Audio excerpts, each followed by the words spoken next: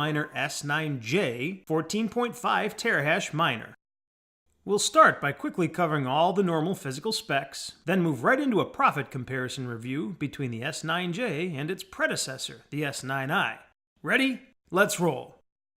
So, as some of our faithful followers have pointed out, there's not a whole lot of merit in watching the literal unboxing process. That is, cutting the tape, opening the box, etc.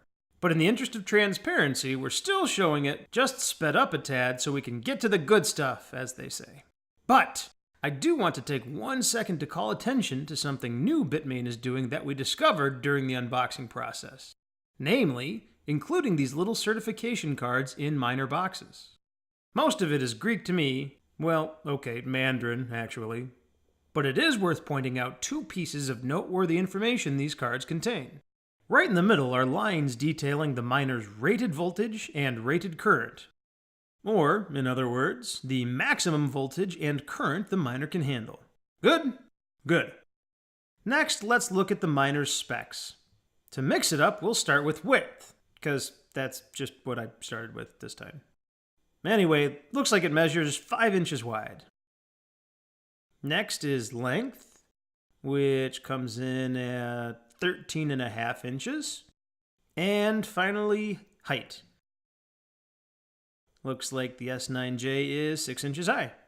And of course, we can't forget about the weight. Grab our handy dandy scale here, get everything powered on. And it looks like the S9J clocks in at 8 pounds 14 ounces. There we go. Now let's move on to the more interesting stuff. What happens when the miner is actually powered on?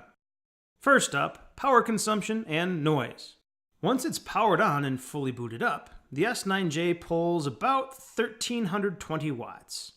And noise-wise, it kicks out just under 78 decibels of sound. Pretty standard stuff.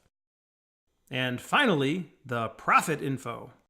As a basis of comparison, we had both the S9J and a 14 terahash S9I run for just over 24 hours. Here's the S9I snapshot, where you can see it's been running for about a day and mining at just over 14 terahash per second. And there's the S9J snapshot, also running for just over a day and mining at just over 14.5 terahash per second. Now then, as reported by the pool we were mining to, hence the slight discrepancy in hashing power as reported by the miner status pages, here's how both miners performed.